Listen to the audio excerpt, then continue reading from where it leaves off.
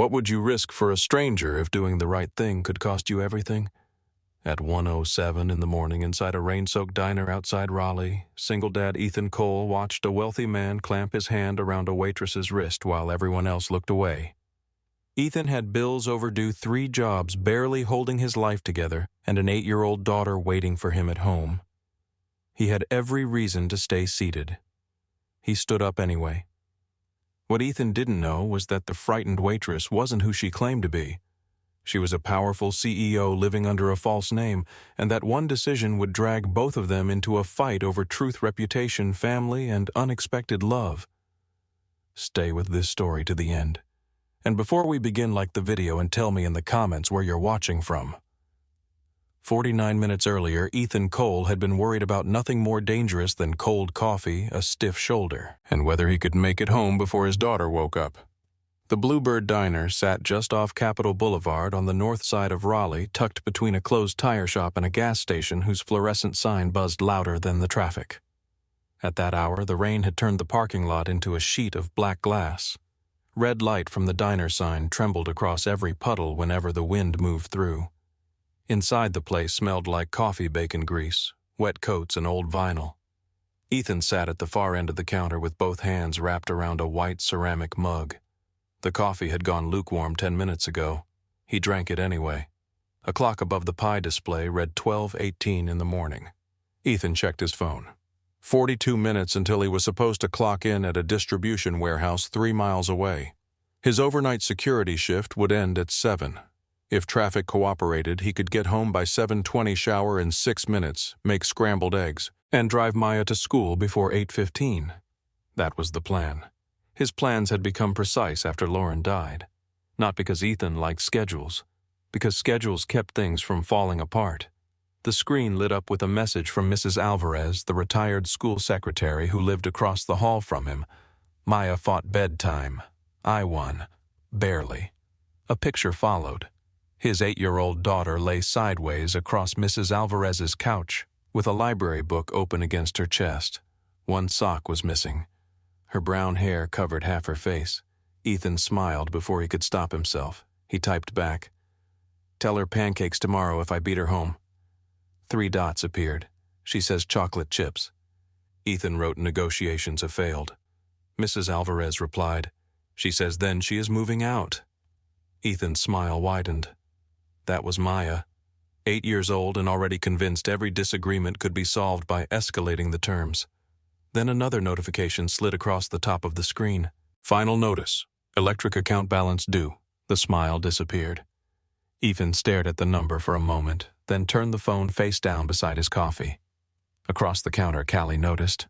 She had been working the graveyard shift at the Bluebird for nearly 3 months, and Ethan had seen her often enough to recognize the little things. She never chewed gum, never leaned against the counter when she was tired, never complained about tips. And unlike most people working at 1 in the morning, she somehow managed to look directly at customers when they spoke to her. She came over with the coffee pot. "You want me to make that worse?" Ethan looked at the mug. "It's already committed several crimes." "Then you should stop drinking it."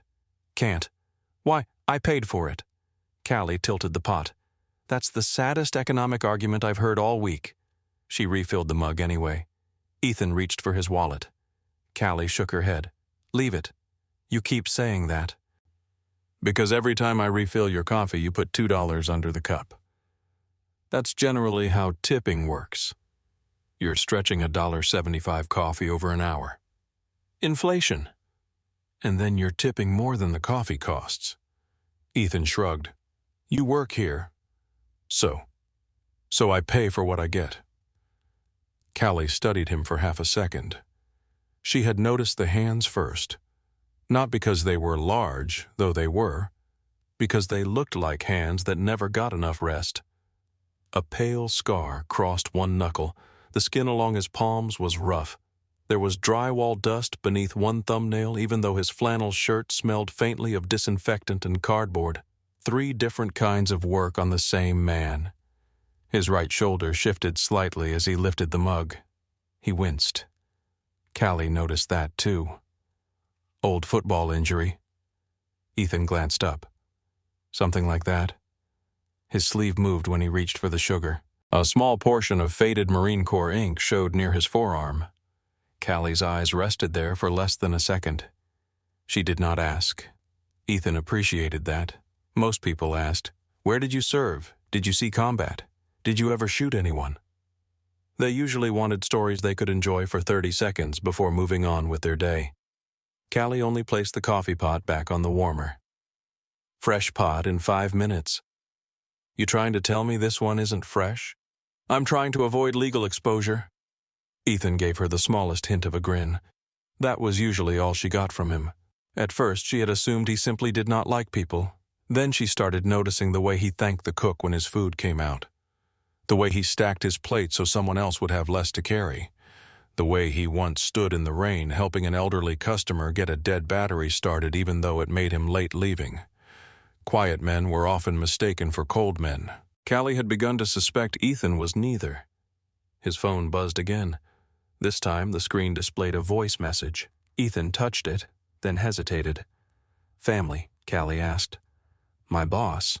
She looked at the photograph of the little girl on his lock screen. "Your boss has pigtails." Ethan looked down. He had forgotten the picture was visible. "She's demanding. Upper management usually is." He tapped the message. Maya's sleepy voice came through the phone. "Dad, Mrs. Alvarez says I need to stop leaving you messages because you're working, but I remembered Friday is the science fair and I know you have work so you don't have to come if you can't, but you said you were going to try. Good night. Love you."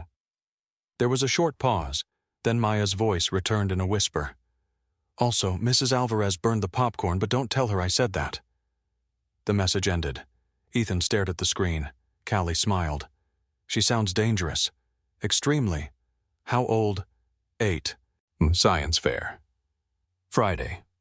"Are you going?" Ethan looked almost offended by the question. "Yes."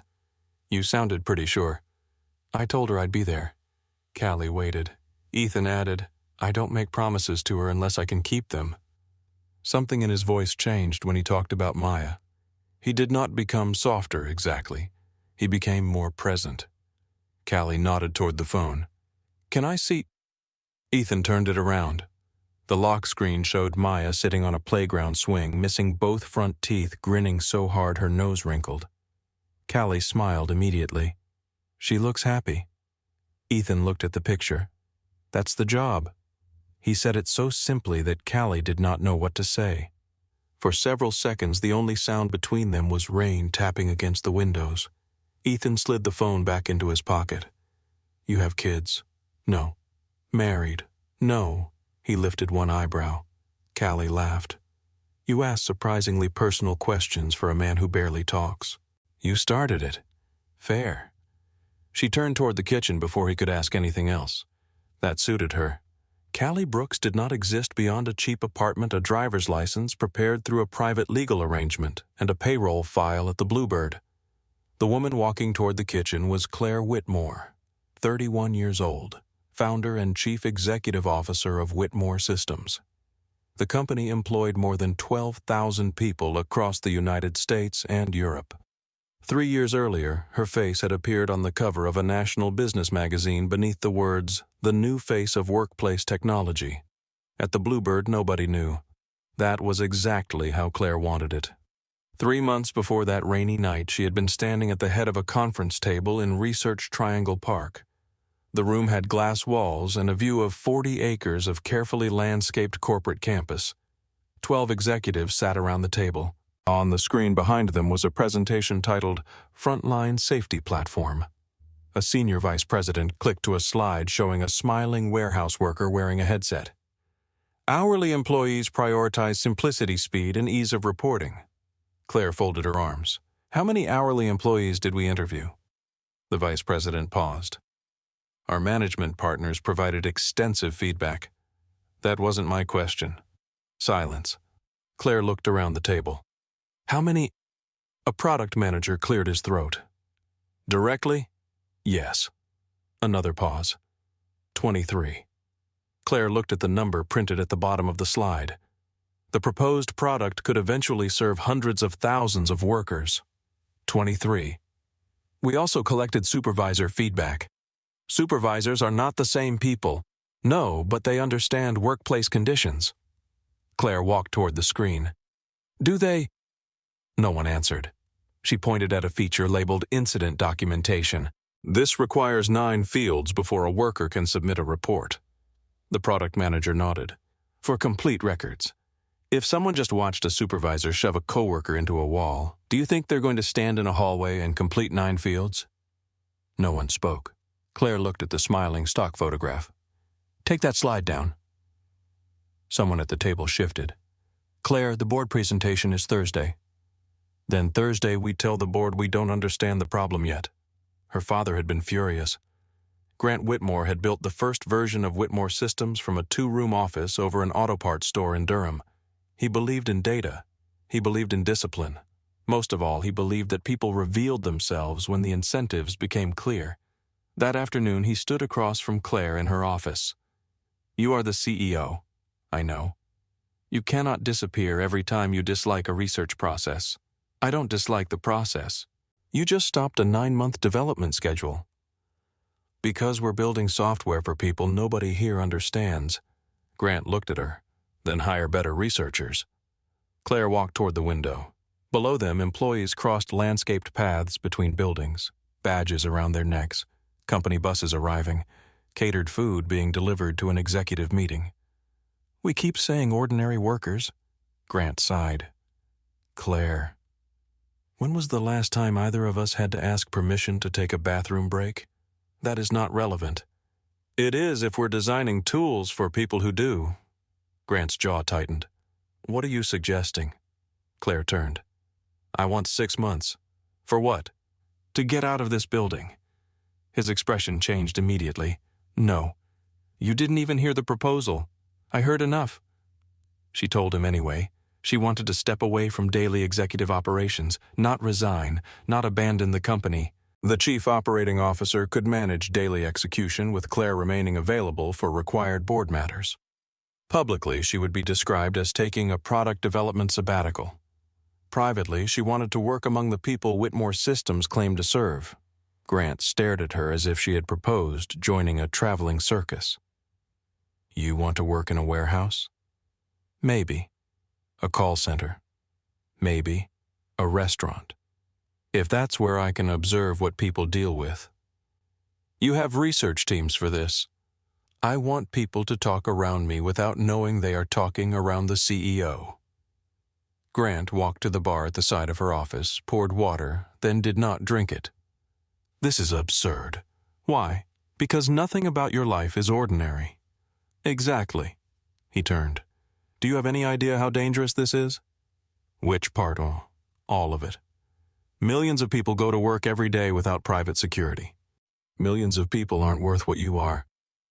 Claire's face went still. Grant heard the sentence after he said it. He set the glass down. That came out wrong.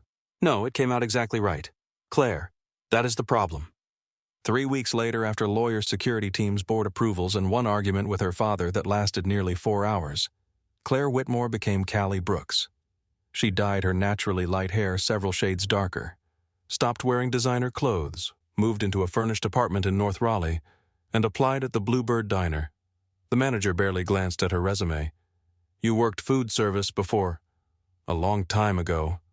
That was not entirely true. Claire had worked in the kitchen of a summer camp when she was 16, for 11 days. Can you carry 4 plates? I can learn. Can you work nights? Yes. Can you deal with drunk people? Claire had thought of investor dinners. I have experience. He hired her. The first week nearly broke her. Her feet hurt constantly. She burned her wrist on a coffee pot. She mixed up 2 orders and got screamed at by a customer over hash browns. She learned that customers who complained about waiting 3 minutes often spent 10 minutes deciding what they wanted. She learned that people left coins beneath wet napkins and expected gratitude. She learned that the phrase, "I'm just being friendly," usually meant someone was about to ignore a boundary. But she learned other things too. A truck driver once left a $20 tip after hearing a waitress say her son needed antibiotics. A nurse coming off a double shift regularly bought breakfast for an elderly man who lived alone. The cook at the Bluebird pretended to hate everyone but quietly made free grilled cheese sandwiches for a homeless veteran whenever temperatures dropped below freezing. People without much often noticed when someone had less. That was something Claire had not expected. Neither was the freedom. At Whitmore Systems, every person entering her office knew who she was. They knew what she could approve, what she could deny, what her name might mean for their career. At the Bluebird, people did not care. A customer once complained that Callie had forgotten extra ketchup. Another left without tipping. A 6-year-old handed her a crayon drawing of a dinosaur. None of them knew she owned a house larger than the diner. Nobody laughed harder because she walked into the room.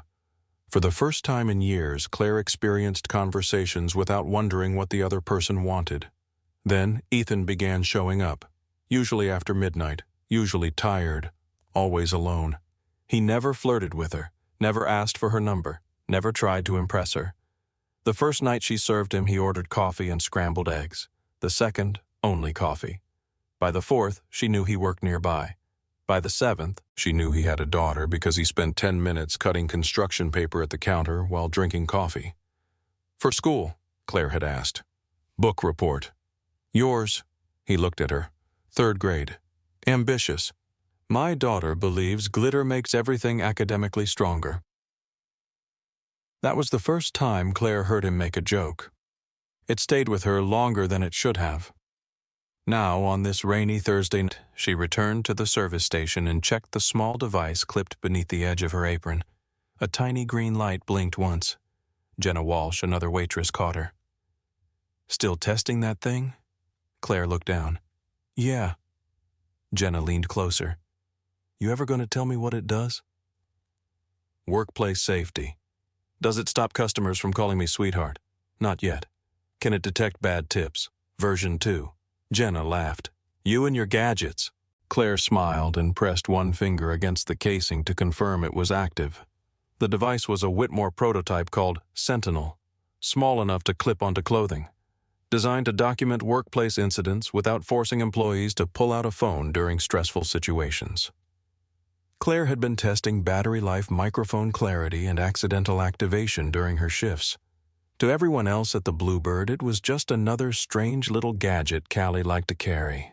She forgot about it almost immediately. Across the diner, Ethan stood and reached for his wallet. Callie frowned. You're leaving already. Work. You've got 20 minutes. I have to drive over. 3 miles. He looked at her. You keeping track of me? You're predictable. That's concerning. You order the same coffee, sit in the same place, and leave at the same time. Some people call that consistency. Some people call it boring. Ethan pulled several bills from his wallet. There were not many. His fingers stopped on a 20, then moved to smaller bills. Claire saw it. She pretended not to. Before he could put money on the counter, his phone rang. He checked the name and answered immediately. Hey, kiddo? Maya's voice was loud enough for Claire to hear fragments. You're supposed to be asleep. Pause. No monsters cannot legally enter through air vents. Another pause. Because that would violate building code. Claire covered a smile. Ethan listened. His expression softened.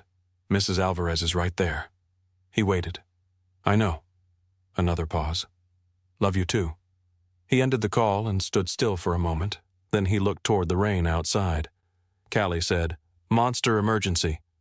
Apparently. Serious. High threat level. You should probably call federal authorities. I'm trying to avoid paperwork. She smiled. For 1 second, Ethan looked at her differently. Not as a waitress, not quite as a stranger either. There was tiredness in her eyes despite the smile. He had noticed that before. Callie carried herself like someone accustomed to being listened to, yet sometimes when she thought nobody was watching, she looked almost lonely. Ethan knew loneliness when he saw it. He had lived beside it for years. He considered asking her something. Maybe where she was from, maybe why someone who spoke like her was working nights at a roadside diner. Instead, he reached for his coat. People had reasons for the lives they lived. He had learned not to demand explanations. Then headlights swept across the front windows. A black Range Rover turned into the Bluebird parking lot. Claire saw it first. Her expression changed, only slightly. But Ethan noticed. The SUV stopped near the entrance. 3 men stepped out beneath the rain. The first wore a charcoal suit and walked toward the door as if bad weather were something that happened to other people. Claire recognized him before he reached the entrance. Preston Hale. She had seen him in Whitmore board meetings, investor dinners, charity galas, always controlled, always charming, always surrounded by people who wanted something from him. At the Bluebird he looked different. His tie was loose, his face was flushed. The man beside him said something Claire could not hear. Preston laughed too loudly. The bell above the diner door rang. Cold air moved through the room. Preston stepped inside.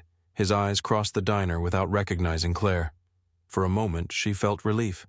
Then his gaze returned to her. He smiled. Not the polished smile he used with Claire Whitmore.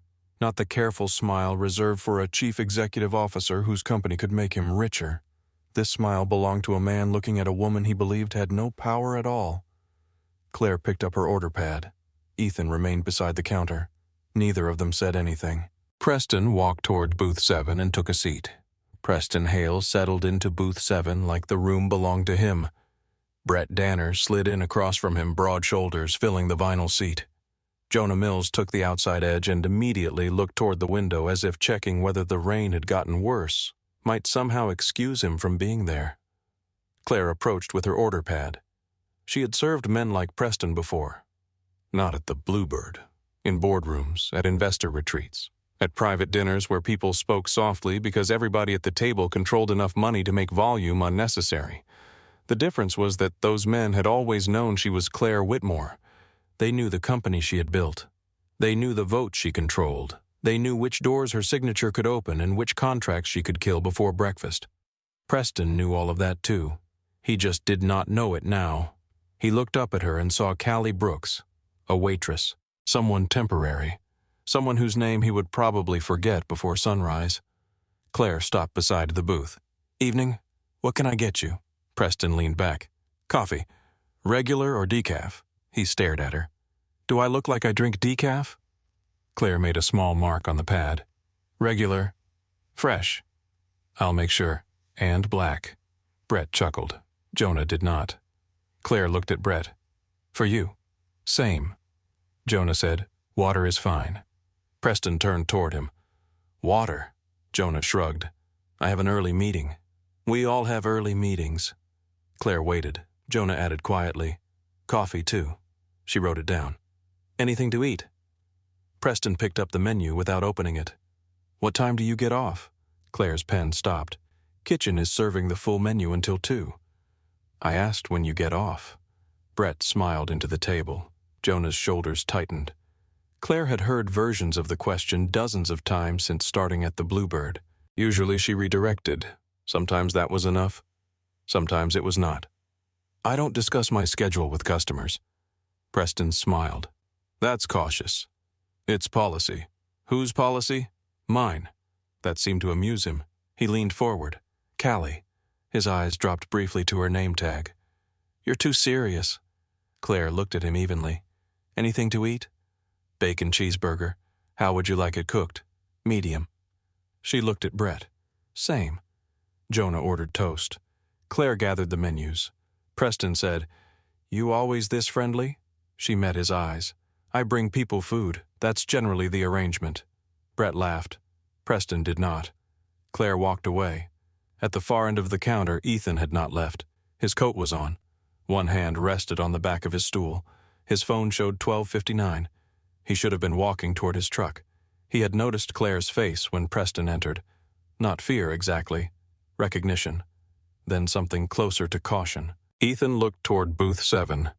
Preston was watching her. There was nothing illegal about watching a waitress cross a diner. Nothing Ethan could name. Still, he did not move. Claire poured 3 coffees. Jenna came up beside her. "Booth 7 looks fun." Claire kept her eyes on the cups. "I've had worse. That guy keeps staring at you. I noticed. You know him?" Claire hesitated. "No." The answer was technically true enough for the life she was living. Callie Brooks did not know Preston Hale. Claire Whitmore did. Jenna lifted a tray. "You want me to take them?" Claire glanced toward the booth. Preston was saying something to Brett. Both men laughed. Jonah stared into his phone. Claire shook her head. I've got it. She carried the coffee over. Black. She placed Preston's mug down, then Brett's, then Jonah's. Preston took a sip immediately. His face tightened. This is old. Claire looked at the pot. I brewed it less than 5 minutes ago. It doesn't taste like it. I can make another pot. You should. Claire reached for the mug. Preston kept his hand around it. Their fingers nearly touched. She pulled back. Bring me a new one. I will. As she turned, Preston said, You got a boyfriend. Claire kept walking. Brett laughed again. Ethan watched from the counter. His jaw tightened. He looked at the clock. 1:02. The warehouse supervisor had already warned him twice about being late. One more call and his schedule might change. He should go, he knew that. He picked up his keys. Then Preston called across the diner. Callie. Claire turned. Yes. Come here. She did not like the way he said it. Still, she walked back. What do you need? Preston leaned against the table. What's your problem? I don't have one. You've been rude since we walked in. I took your order. I'm trying to talk to you. I'm working. Exactly. He smiled. I'm the customer. Claire looked at him, and Brett lowered his eyes, suddenly interested in his coffee. Jonah's expression shifted. He knew Preston well enough to recognize the change in tone. Claire knew it too. Preston's charm worked best when nobody challenged its assumptions. He believed friendliness was something he could purchase simply by entering the room. When that failed, irritation came quickly. He tapped one finger against the table. Sit down. Claire thought she had misheard him. What? Sit. I'm working. For 5 minutes. No. The word came easily. Preston blinked. Claire had seen that reaction before, not because he had never heard no, because he had rarely heard it from someone he considered beneath him. He smiled again. This time there was no warmth in it. Come on, don't be difficult. I'll bring your coffee. She turned. Preston's hand shot out. His fingers closed around her wrist. Everything stopped. The tray in Claire's other hand tipped. A spoon slid onto the floor. The sound was small, metal against tile, but in the silence that followed it seemed impossibly loud. Claire looked down at his hand, then at him. Let go. Preston gave a short laugh. I'm just talking to you. Let go of my wrist. Relax. His thumb pressed into the soft skin below her palm. Claire pulled once. His grip tightened. Across the room, Daniel Price lifted his coffee cup. He saw everything. For 1 second, he almost stood. Then he looked at Brett. Then Preston's suit. Then the expensive watch. Then the 2 black SUVs he had seen pull into the lot. Daniel had driven long enough to know which men brought trouble and which men could afford to make trouble permanent. He lowered his eyes. Behind the counter, Jenna froze. The cook looked through the service window. Nobody spoke. Claire felt the first spark of real fear move through her chest. Not because Preston was stronger than she was, because the room had gone quiet. Everyone saw. Nobody moved. She had sat in corporate meetings where executives discussed harassment policies using words like reporting structure and escalation pathway. Those phrases felt very far away now. This was what it looked like before an incident became a report. A hand around a wrist. A woman saying no. A room deciding whether to care. Preston? The name escaped before Claire could stop herself. His expression changed. How do you know my name? Claire realized the mistake immediately. She covered it. You told the host. There was no host. Preston was too drunk to notice. He pulled her half a step closer. Then you know who I am. Claire looked straight at him. I know you're holding my wrist. You're dramatic. You're hurting me, Jonah finally spoke. Preston. Preston turned slightly. Jonah swallowed. Maybe just let her go. Brett looked at him. Jonah immediately dropped his eyes. Preston turned back to Claire. See, everybody's worried about your feelings now. Claire's voice hardened. Let go. Third time. At the counter, Ethan set his keys down. The metal landed beside the coffee cup. He did not think about the warehouse. He did not think about his supervisor. He did not think about rent. He thought about Maya. Specifically, he thought about the kind of world he wanted her to believe she lived in. A world where no did not require a powerful last name. A world where somebody moved. Ethan stood. His shoulder protested. He ignored it. He walked toward booth 7. Not fast, not slowly, just certain. Claire saw him coming. For the first time since Preston grabbed her, she felt her breathing steady. Ethan stopped a few feet from the table. "Sir." Preston looked up. Ethan's voice was low enough that Preston had to listen. "She asked you to let go." Preston looked Ethan over. Work boots, old jeans, faded flannel, a coat that had seen several winters. He smiled. "Go back to your coffee." Ethan did not move. Claire watched his face. There was no anger on it. That surprised her. Most men she knew who wanted to perform courage became louder when challenged. Ethan became quieter. "Let her go." Preston leaned back as far as his grip allowed. "Mind your business." Ethan looked at Claire's wrist. The skin around Preston's fingers had turned red. Then he looked back at Preston. "She made it my business when she asked you to stop and you didn't." Brett shifted in his seat. Ethan noticed. So did Jonah. Preston laughed. "Do you know who you're talking to?" Ethan answered no. Claire's eyes moved to him. He truly did not. That was the point. Preston said, "Then you should be careful." Ethan nodded once. "So should you." A thin line appeared between Preston's eyebrows. "You threatening me?" "No." Ethan's gaze remained steady. "I'm asking you to open your hand." Brett placed one palm on the table. "You should walk away." Ethan looked at him. "I don't have a problem with you." "You do if you keep standing there." Claire felt Preston loosen his grip for a fraction of a second, then tighten it again as though releasing her now would look like surrender. Ethan saw it. His voice changed slightly. "Last?" Preston stared at him. "Or what?" Ethan did not answer. Brett stood. The booth seat squealed beneath him. He was at least 20 pounds heavier than Ethan and several inches broader through the chest. Jonah whispered, "Brett." Brett ignored him. He stepped around the table and reached for Ethan's shoulder. Ethan moved. Claire barely understood the motion. His left hand caught Brett's wrist. His other forearm guided the elbow. Ethan turned his hips. Brett's momentum carried him forward. 1 second he was standing. The next his chest hit the edge of the table. His arm folded behind him, his knees bent awkwardly beneath his weight. The coffee cups jumped. One spilled. Brett cursed. Ethan held the lock. No punch, no kick, no wild movement. "Just control. Stop moving." Brett struggled once. Ethan increased the pressure slightly. Brett froze. Ethan looked at Jonah. Jonah had half risen. Ethan said, "Sit down." Jonah sat. Then Ethan turned his eyes to Preston. "Open your hand." Preston released Claire. She stumbled backward. Jenna reached her first and pulled her behind the counter. Claire held her wrist against her chest. Red fingerprints were already forming. Ethan released Brett carefully. Brett jerked away, clutching his shoulder.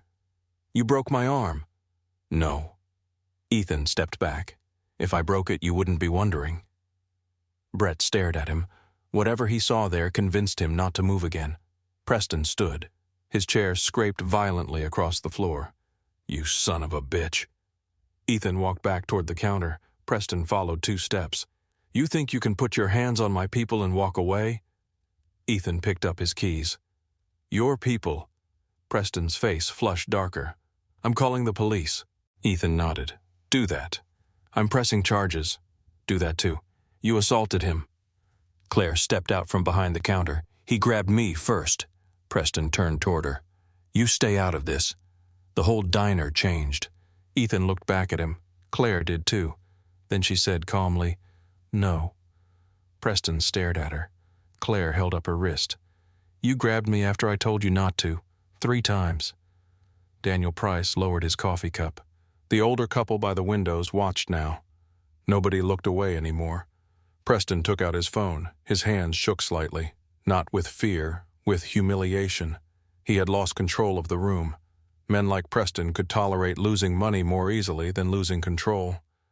He dialed. While he waited, Ethan returned to his stool. Claire approached. "Are you hurt?" He looked at her wrist. "I'm not the one you should ask. I'm asking you." "My shoulder's annoyed." That looked more serious than annoyed. "It's dramatic." Despite everything, Claire almost smiled. Then she looked at the clock. 1:11. Your shift. Ethan followed her eyes. Yeah, I'm sorry. For what? You're going to be late because of me. Ethan looked genuinely confused. You didn't grab yourself. Claire studied him. You didn't have to get involved. Yes, I did. No. You chose to. Ethan did not answer immediately. Then he said, same thing sometimes. That sentence stayed with her. Sirens appeared outside 11 minutes later. Blue light pulsed against the diner windows. 2 Raleigh police officers entered first. A third followed. Preston transformed immediately. The slur in his voice disappeared. His jacket was buttoned. His posture straightened. By the time Lieutenant Samuel Reed walked through the door, Preston Hale looked almost sober. Reed had been with the department for 19 years. Gray showed at his temples. He listened more than he spoke. That quality had saved him from believing confident people too quickly. Preston pointed toward Ethan. That man assaulted my colleague. Ethan remained seated. Brett stood beside the booth with one hand on his shoulder. Claire said, he intervened because Preston grabbed me. Reed turned toward her. Your name?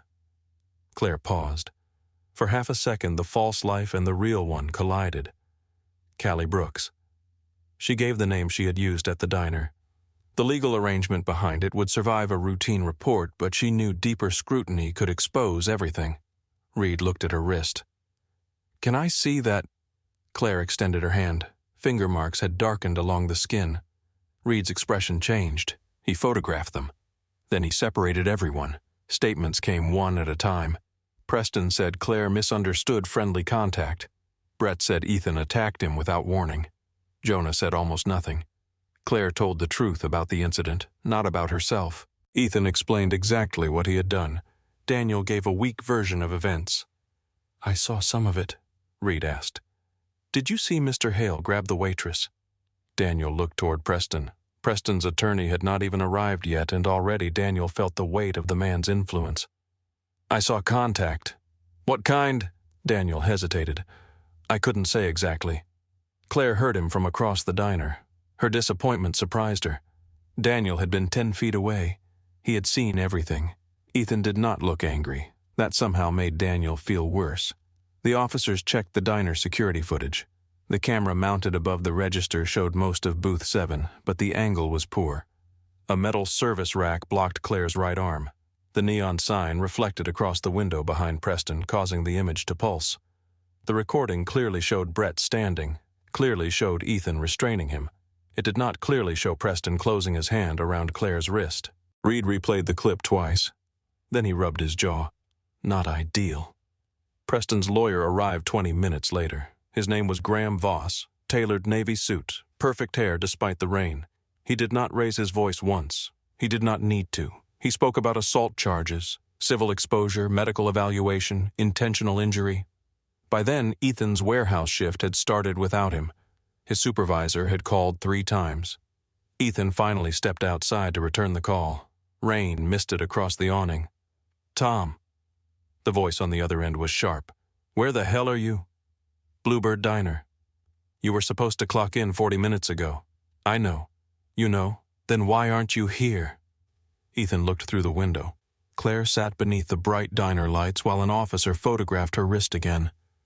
Police issue. There was silence. Tom sighed. Ethan, I need people who show up. I understand. Can you get here? As soon as they release me. Another silence. Fine, but this can't keep happening. Ethan almost laughed. It had never happened before. Instead, he said, understood. He ended the call. His phone showed another message. Mrs. Alvarez. Maya woke up. She heard sirens outside on my television and now somehow thinks you were arrested. Ethan closed his eyes. Then the phone rang. Maya, he answered. Hey, Bug. Dad. Her voice was small. I'm here. Mrs. Alvarez said you're okay, but she said it weird. Ethan leaned his head against the cold glass. I'm okay. Did something happen? Yeah. What? Ethan looked through the diner window again. Claire noticed him outside. Their eyes met. Somebody needed help. Maya was quiet. Then she asked, Did you help them? Yeah. Another pause. Then why are the police there? Ethan smiled without humor. Sometimes helping gets complicated. Are you coming home? I will. You promise? Ethan looked at the clock. Yes. He meant it, even if home came after sunrise. When Ethan returned inside, a woman in a raincoat was speaking with Lieutenant Reed. She carried a battered leather briefcase. Dark curls escaped from a loose knot at the back of her head. She looked tired. She also looked completely unimpressed by Graham Voss. The woman turned toward Ethan. Mr. Cole? Yes. I'm Rachel Torres. Ethan looked at Reed, then at her. Do I know you? No. I'm your attorney. Ethan frowned. I don't have an attorney. Rachel opened the briefcase. You do tonight. He stared at her. Who called you? Rachel glanced toward the diner. Claire was standing near the service station. For less than a second, Rachel's eyes found hers, then moved away. Someone who thought you might need help. Ethan followed the glance.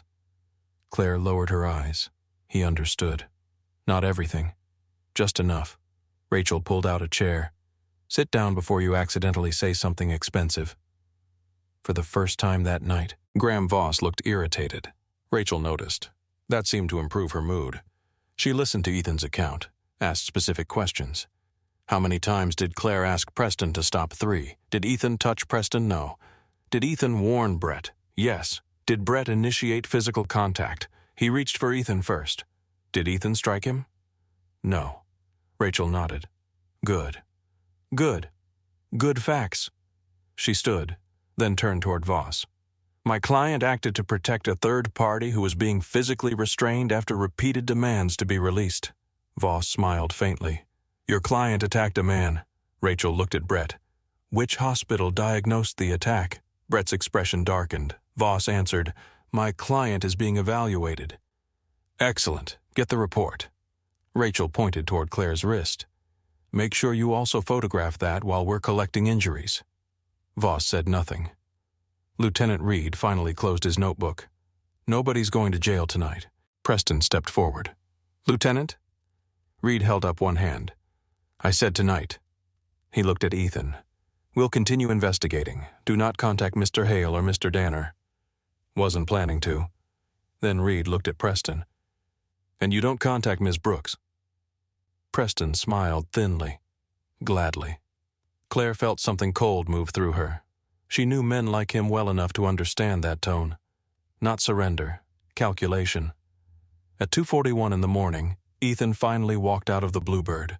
Rain had weakened to a steady drizzle. His truck sat alone beneath a broken parking lot light. Claire followed him outside. Ethan.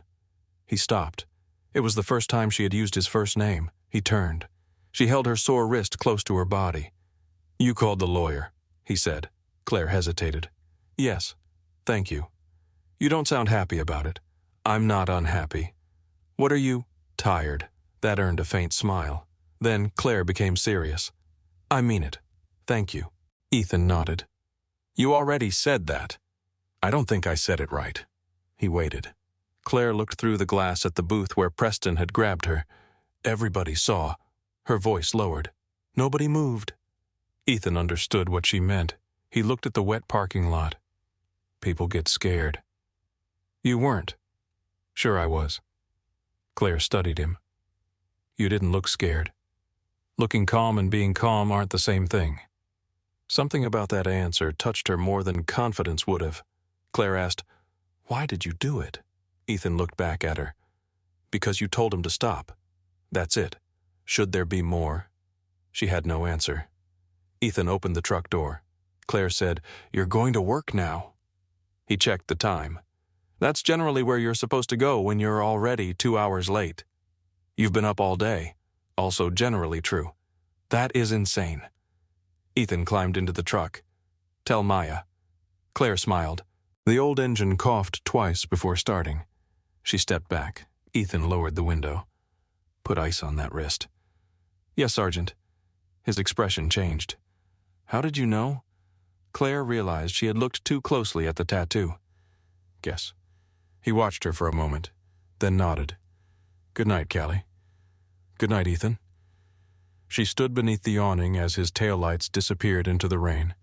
Only after he was gone did she look down at the small black device clipped beneath her apron. The green light still blinked. Claire touched it absently, then went inside. By 9 the next morning, Ethan had worked 6 hours at the warehouse. He drove home through traffic with his shoulder burning and his eyes gritty from exhaustion. Mrs. Alvarez opened the apartment door before he could knock. "Don't wake her." Ethan looked past her. Maya was asleep on the couch again, school clothes folded beside her. She stayed up waiting. "I'm sorry." Mrs. Alvarez studied his face. "You look terrible." "Thank you. That was not a compliment." "I know." He carried Maya across the hall. She stirred against his chest. "Dad, I'm here. Did you help the lady?" "Yeah." Her eyes barely opened. "Good." Then she fell asleep again. Ethan put her in bed. He stood there for a moment, watching her breathe. The room was small. Glow-in-the-dark stars covered the ceiling. A science fair poster leaned against the desk. Beside it was a photograph of Lauren holding Maya when she was 2. Ethan touched the corner of the frame. Then he went to the kitchen. 3 envelopes waited on the table. Rent, electric, insurance. He sat down. His phone began vibrating. 1 missed call, then another, then 5 notifications, then 12. Ethan frowned. A text came from Tom at the security company. "Call me immediately." Another from the medical supply dispatcher. "Need to discuss something before your route tomorrow." Then a message from a number he did not recognize. "Saw what you did, psycho." Ethan stared at the screen. He opened the first social media link. A video filled the display. Bluebird Diner, Brett rising from the booth, Ethan moving, Brett hitting the table. The clip ended. 16 seconds. No Claire, no Preston grabbing her, no warning, no sound except distorted shouting. The caption read, "Former Marine violently attacks rally investor during late-night diner incident. The view count refreshed, 48,000, then 51,000.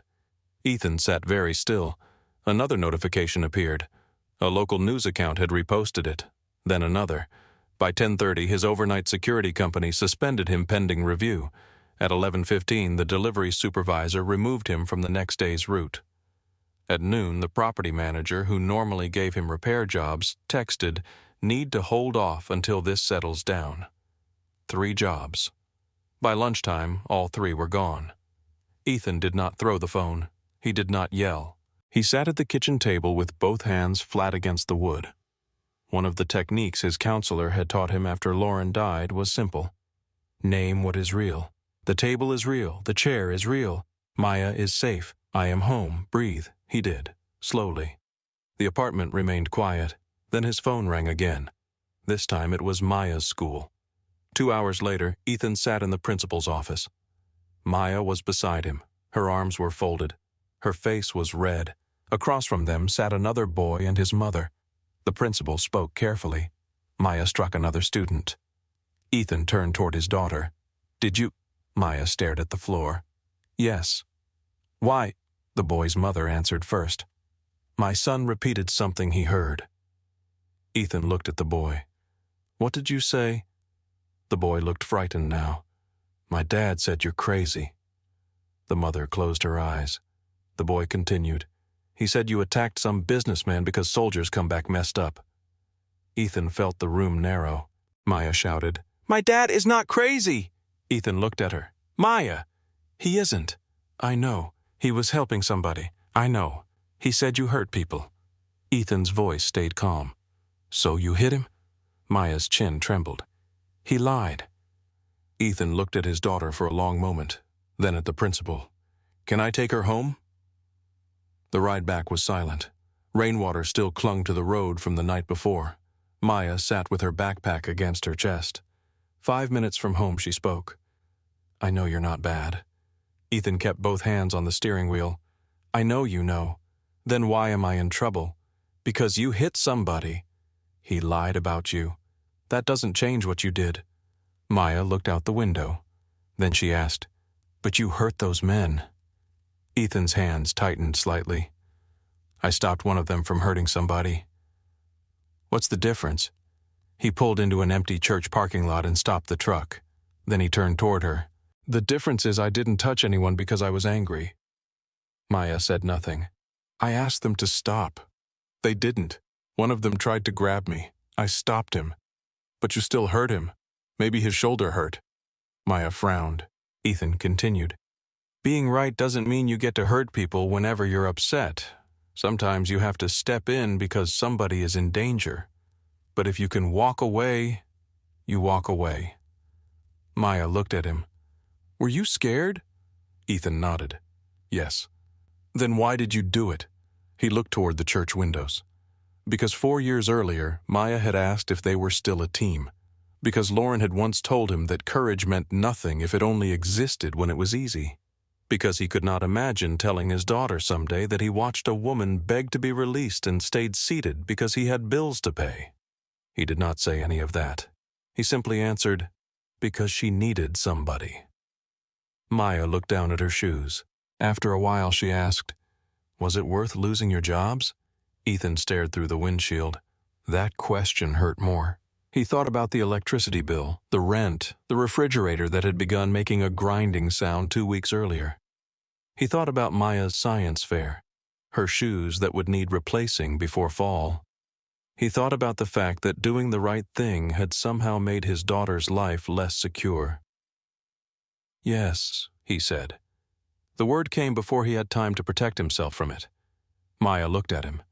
Ethan swallowed. Yes. Then quieter, I just wish you weren't the one paying for it. Across Raleigh, Preston Hale sat behind a walnut desk while his assistant placed a printed police report in front of him. His hangover had faded. His anger had not. He flipped through the pages, then stopped. The waitress's identification had been verified after the initial report. Not Callie Brooks, Claire Evelyn Whitmore. For several seconds, Preston did not move. He read the name again, then looked at the photograph attached to the file. Without the diner uniform, without the darker hair, he recognized her immediately. Claire Whitmore, founder and CEO of Whitmore Systems, the company his firm had spent 4 years building a relationship with. The company tied to several of his largest investments, the daughter of Grant Whitmore.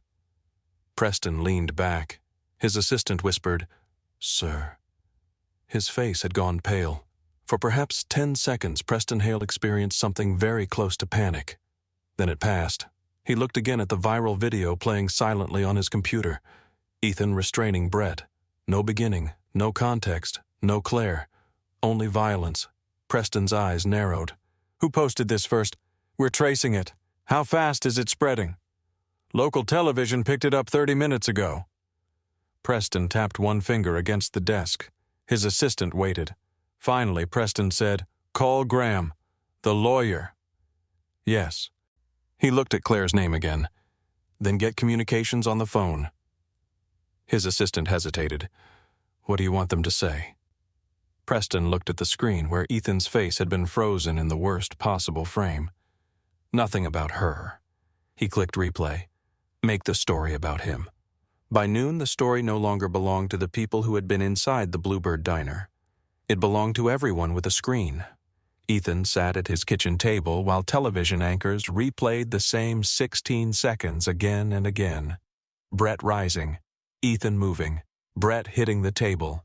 Nothing before it, nothing after it. No Claire asking to be released, no Preston refusing, no warning.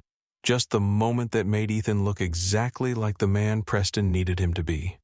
One news segment showed Ethan's military photograph beside an old police booking photo. The booking photo had been taken 6 years earlier, 3 months after Lauren's funeral. The anchor spoke carefully. Ethan Cole, a former Marine who has previously received treatment related to combat trauma, was also arrested following a bar altercation several years ago. Ethan reached for the remote and turned the television off. Silence returned to the apartment. Maya sat at the other end of the table coloring. She had been unusually quiet since they came home from school. Finally, she looked up. Why did they show that picture? Ethan knew which one she meant. I made a bad decision a long time ago. Were you bad then?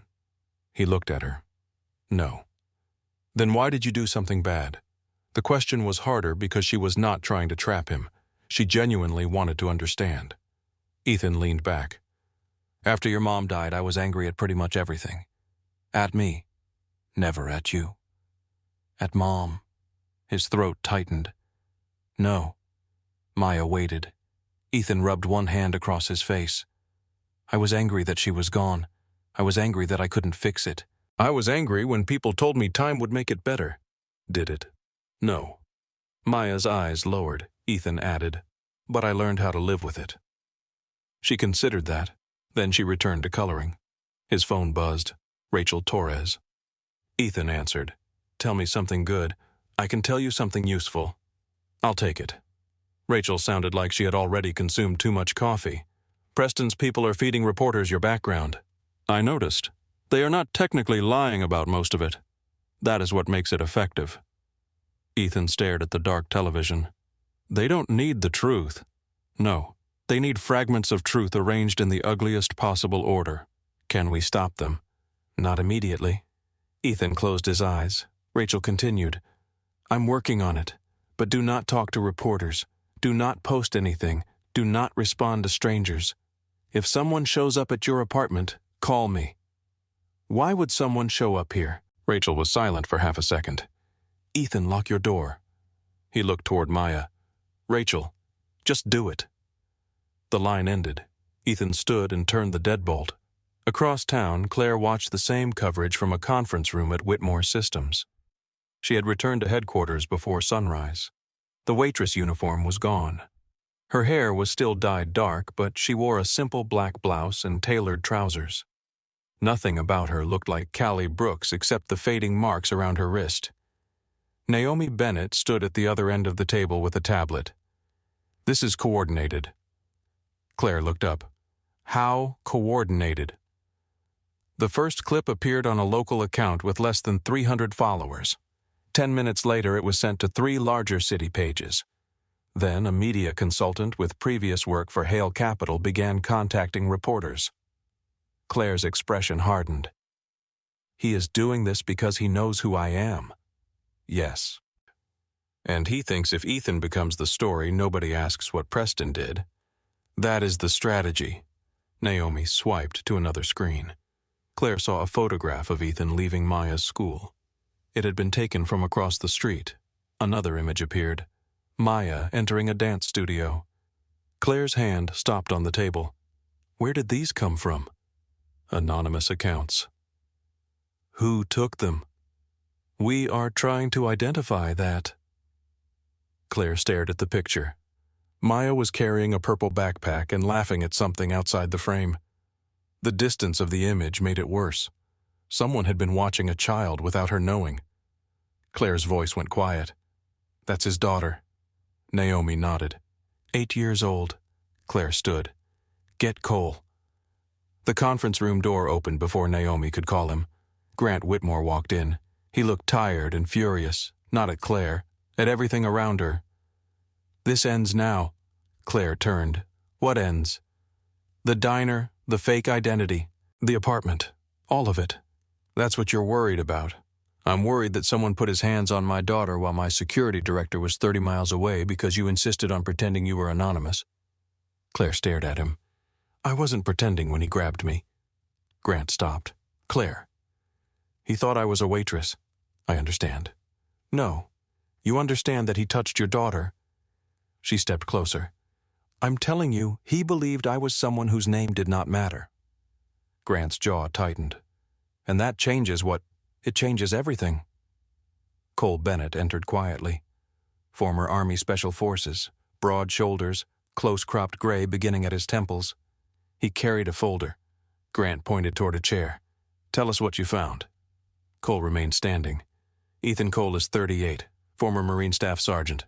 Honorable discharge, several commendations, 1 disciplinary incident after discharge related to a bar fight. Claire looked at her father. Grant said nothing. Cole continued. He entered treatment voluntarily afterward. No arrests since, no violent complaints, no restraining orders, nothing involving his daughter.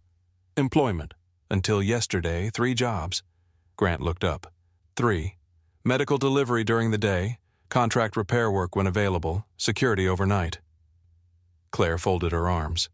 Cole added, his daughter's teachers describe him as present reliable and annoying about permission forms. Claire almost smiled. Grant did not. Financial situation. Cole opened the folder. Not good. Claire's expression changed. Cole. Grant said, I asked. Claire turned toward her father. You had him investigated. Of course I did. He saved me. He is a stranger. He was a stranger when he stood up. Grant looked at her. Exactly. Claire frowned. Grant continued. People do not involve themselves in situations like that for no reason. He saw someone being hurt. That is a reason. I'm asking whether there was another. Claire laughed once without humor. You think he knew? I think people surprise you when incentives change. He didn't know who I was. You believe that? I know it. Grant looked at Cole. Cole closed the folder. So far, I have found no evidence that Ethan Cole had any connection to Claire Whitmore Systems or Hale Capital before that night. Grant looked away. Claire said, He helped me because I needed help. Grant's eyes returned to hers. Everyone wants something. Maybe that is what happens when you spend your whole life sitting across tables from people who want something from you. The words landed harder than Claire intended. Grant's face went still. Before he could answer, Naomi's phone rang. She glanced down. Preston's attorney sent something to Ethan. Claire turned. What? A settlement proposal. At Rachel's office, Ethan stared at the number. $75,000. He read it twice, then a third time. Rachel sat across from him. Her office was small enough that the filing cabinets seemed to be competing for air. Stacks of case folders covered one chair. A coffee mug on her desk read, World's Okayest Lawyer. Ethan looked at the agreement. $75,000. Rachel nodded. Before taxes. He gave her a look. What? Nothing. She leaned back. The amount is intentional, meaning they know roughly what you earn. They know you are unemployed. They know your rent. Ethan's eyes lifted. How do they know my rent? Rachel did not answer immediately. His jaw tightened. What else do they know? Ethan. What else? They have people collecting information. He looked down at the agreement. The money was enough to breathe again, enough to replace the truck before the transmission failed, enough to clear the electric bill, enough to put something aside for Maya, enough to stop calculating every grocery aisle in his head. Rachel spoke softly. No one gets to judge you if you take it. Ethan said nothing. She continued. You have a child. Pride doesn't pay rent. This isn't pride. I know. He turned to the confidentiality section. What exactly am I agreeing to? You stop discussing Preston. You do not challenge his account publicly. You withdraw any claims against him or Brett. And Callie. Rachel hesitated. The language is broad. How broad? Broad enough that your silence could be used to support their version. Ethan stared at the paper. Rachel said, You need to think about Maya. I am. Good. That's the problem. He pushed the contract across the desk. Rachel looked at it. No, Ethan. He offered exactly enough money to make me afraid to refuse. Rachel's face changed slightly.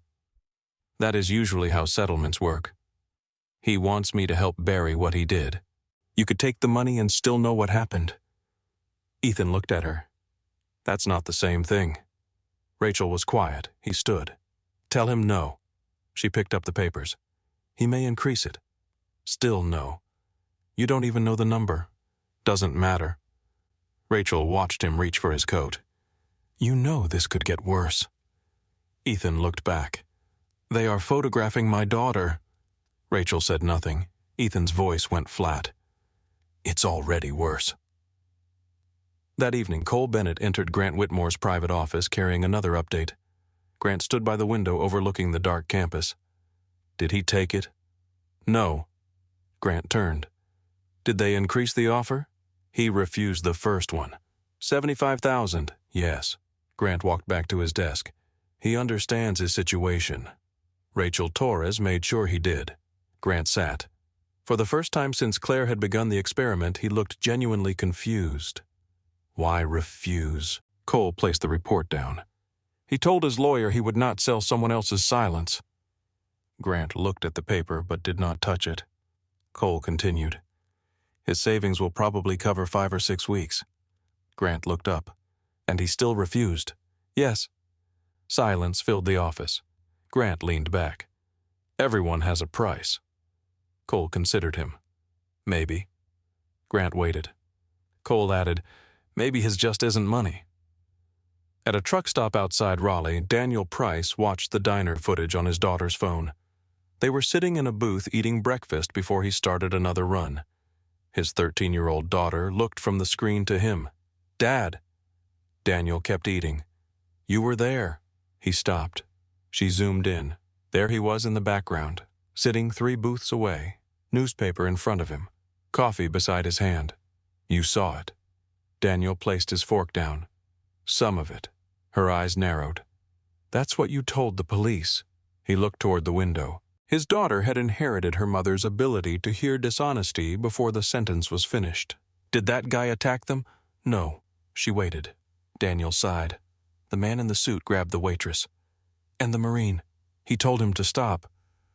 Then why is everybody saying he attacked somebody? Daniel looked at the video. Because this is what they saw. His daughter frowned. But you saw the rest. He said nothing. She looked hurt. Then tell them. It's not that simple. Why? Daniel rubbed his thumb along the edge of his coffee mug. He had spent years telling his daughter to speak up when something was wrong. Now every excuse sounded smaller when she was sitting across from him. Because people with money can make simple things complicated. She looked at him for a long moment. So you are scared? Daniel nodded. Yeah. Is he? Probably. But he still did something. Daniel stared at the untouched food on his plate. An hour later, Rachel Torres received a call. By afternoon, Daniel sat in her office. Ethan was there too. Daniel did not look at him at first. I saw everything. Rachel opened her notebook. Start from the beginning. Daniel described Preston reaching for Claire, her first request, her second, her third, Brett standing, Ethan warning him, the restraint, no punches, no unnecessary force. Rachel stopped writing. You sound familiar with defensive intervention. Daniel nodded. 9 years military police. Ethan looked at him for the first time. Daniel finally met his eyes. I should have gotten up. Ethan said nothing. I saw him grab her and I stayed in my seat. Daniel's voice tightened. I told myself I had a delivery. Told myself I couldn't afford trouble. Told myself somebody else would handle it. He looked down. My daughter asked me why I was letting everybody call you a violent man. Ethan leaned back. Daniel swallowed. I'm sorry. Ethan studied him, then said, You're here now. Daniel looked up. Ethan added, That's what matters. Rachel closed her notebook. Actually, what matters to me is that you are willing to put all of that in a sworn statement. Daniel nodded. Whatever you need. Rachel had already found other names. Melissa Grant had worked private events at a downtown hotel. Preston had been a regular guest. The first time he touched her, she told herself it was accidental. The second time, she knew it was not. When she complained, her manager warned her that Preston's company booked hundreds of rooms each year. Melissa quit. Another woman had worked at Hale Capital. Another had served drinks at a charity gala. Different locations. Same behavior. Most were terrified of being identified. Melissa was the first willing to put her name on paper. When Claire met her, Melissa did not ask about Whitmore Systems. She asked one question. Did he look surprised when you told him no? Claire remembered Booth 7. Yes. Melissa nodded. He always does. Back at the Bluebird, Claire changed into the pale blue waitress uniform one final time. Jenna stood near the lockers. She had seen Claire's face on television that morning. Neither woman spoke for several seconds. Finally, Jenna said, Claire Whitmore. Claire closed the locker. Yeah. CEO Claire Whitmore. Yeah. Jenna laughed once, not because anything was funny. You were playing Waitress. Claire flinched. I wasn't playing. Really? Jenna stepped closer. You get to leave. Claire opened her mouth. Jenna did not let her answer. You wanted to know what this life feels like. Her eyes shone with anger. You had a bad shift. You went back to your apartment. If the rent got bad enough, you had another life waiting. Claire looked down. Jenna's voice softened, which somehow made it hurt more. The rest of us don't have another life. Claire nodded slowly. You're right. Jenna had expected an argument. She did not get one. Claire looked at the apron in her hands. I thought being invisible here meant I understood something. Jenna folded her arms. Maybe you did. Claire looked up. Not as much as I thought.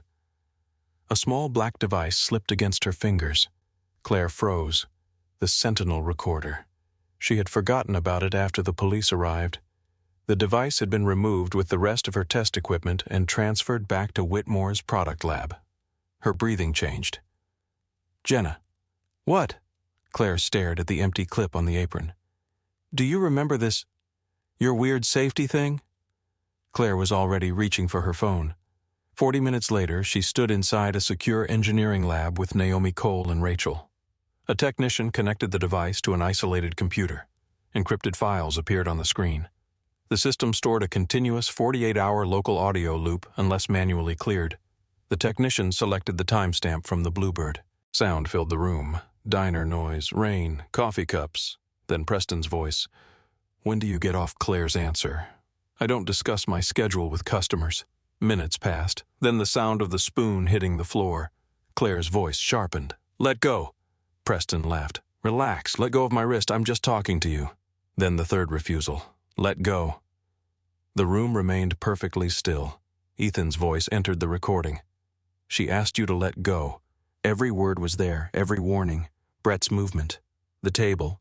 Preston's threat. You think you can put your hands on my people and walk away? Rachel slowly sat down. Claire looked at her. Is that enough? Rachel stared at the audio waveform. For Ethan? Yes. Rachel nodded. More than enough. Naomi remained standing. It's enough to prove what happened in the diner. Claire turned toward her. But, Naomi tapped the tablet in her hand. It doesn't prove who built the campaign afterward. Rachel looked up. Naomi continued.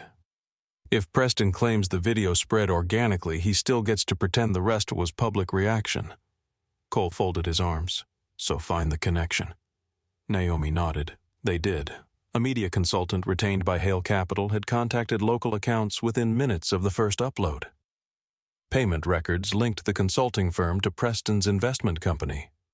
Emails obtained through legal process showed staff discussing Ethan's military history and old arrest before several television segments aired. The pattern was no longer accidental. By late evening, Rachel's conference table was covered with evidence. Daniel's sworn statement, Melissa's account, photographs of Maya, the complete audio, the upload timeline. Claire stood at the end of the table. Rachel looked at her. There is one problem left. Claire waited. If we release this, Callie Brooks is gone. Claire looked down at the diner name tag she had placed beside the recorder. For 3 months, that name had given her something money never had. The freedom to be unimportant. No assistance, no board votes, no one measuring every sentence for its effect on the stock price. But Ethan had lost 3 jobs while protecting a woman whose real name he did not know. Claire picked up the name tag, then set it aside. He lost everything because he refused to look away. She looked at Rachel. I can give up a name. The boardroom at Whitmore Systems occupied the top floor of the main administration building high enough above Research Triangle Park that Raleigh looked distant through the glass. On most mornings, the room felt controlled. Polished walnut, muted screens, water glasses placed at identical angles. Leather chairs arranged with the kind of precision that suggested disorder had no permission to enter. That Tuesday morning, Claire stood alone beside the window before anyone arrived. Her reflection stared back at her. Dark hair, tailored black suit, no diner apron, no plastic name tag, no Callie Brooks. For 3 months, she had lived inside a name that allowed her to disappear. Now she was about to walk into a room where everyone knew exactly who she was. Her phone buzzed. A message from Rachel. Ethan knows the evidence is solid. He still refuses to attend. Claire smiled faintly. Of course he did, she typed back. Why, Rachel replied almost immediately. He says this is not his boardroom and not his fight for control. Claire read the message twice. Then another appeared. He also says Maya has a science fair. Claire laughed quietly. Somehow that felt even more like Ethan. A knock sounded behind her. Grant entered. He wore a navy suit and no tie. That alone told Claire how little sleep he had gotten. He closed the door. "You ready?" Claire looked back through the glass. "No." Grant nodded. "Good." She turned. "Good. People who are too ready for moments like this usually enjoy them for the wrong reasons." Claire studied her father. There was something different in his face. Less certainty. Maybe more honesty. "Did Cole tell you Ethan refused to come?" "He did." "Are you surprised?" Grant glanced toward the table. "Less than I would have been a week ago." Claire folded her arms. Grant continued. "I spent 40 years learning how to identify leverage. And," he looked at her, "I may have mistaken leverage for character more often than I realized." Claire did not answer. The conference room doors opened outside. Board members began arriving. Preston Hale came in 7 minutes later. He looked composed. That was his talent. The last few weeks had damaged the edges of his public image, but he still moved like a man who believed confidence could function as evidence. Graham Voss walked beside him. 2 other attorneys followed. Preston nodded at Grant, then at Claire. His eyes lingered on her. For 1 second, Claire could see the calculation behind them. Not guilt, not shame, strategy. He took his seat. "Claire." "Preston." He smiled. "I understand we have some unfortunate matters to clear up before the quarterly agenda." Claire sat across from him. "That is one way to describe it." Preston opened a folder. "I hope we can approach this rationally." Grant entered and took the chair at the head of the table. The room settled. A board secretary closed the doors. Grant looked around. "We will begin with an issue regarding board conduct, corporate integrity, and outside interference involving one of our partners." Preston leaned back. His expression remained smooth. Grant continued. 3 weeks ago, Claire was working temporarily at a Raleigh restaurant as part of an independent product research initiative. Several board members exchanged glances. Preston spoke. "Grant, I think everyone here understands the situation." Grant looked at him. "No, they understand your version." The room went quiet. Claire stood. Every eye turned toward her. She placed both hands on the table. 3 weeks ago, Preston Hale entered the Bluebird Diner shortly after 1 in the morning. Preston's face did not move. Claire continued. "He did not recognize me." One board member leaned forward. Claire looked around the room. "I was using the name Callie Brooks." She paused. "I was wearing a waitress uniform. My hair was different. I had no security team, no assistant, no title visible to anyone in that building." Then she looked directly at Preston. "He believed I was a waitress." Preston finally spoke. "I believed you were an employee. That does not mean what happened has been represented fairly." Claire held his gaze. "That is why we are here." She pressed a button on the conference table. The room speakers activated. At first there was only background noise, rain, silverware, the hum of refrigeration equipment. Then Preston's voice filled the room. "What time do you get off?" Claire watched the board members listen. Her own recorded voice followed. "I don't discuss my schedule with customers." The audio continued. Preston asking personal questions, Claire redirecting, his tone changing. Then the spoon hitting the floor. A sharp metallic sound. Claire's recorded voice came next. "Let go." Nobody in the boardroom moved. Preston's response. "Relax. Again. Let go of my wrist." Then his voice. "I'm just talking to you." Claire heard herself a third time. "Let go." The silence inside the boardroom became heavier with every second. Then Ethan's voice entered. "She asked you to let go. Calm, measured. No shouting, no threat." Preston shifted in his chair. Brett's voice appeared next. "You should walk away." Then Ethan. "I don't have a problem with you." Then movement. A chair scraping. The table impact. Someone cursing. Then Ethan again. "Stop moving." The audio made the confrontation sound almost smaller than the viral video had made it look. Not chaos. Control. Preston's voice followed. "You think you can put your hands on my people and walk away?"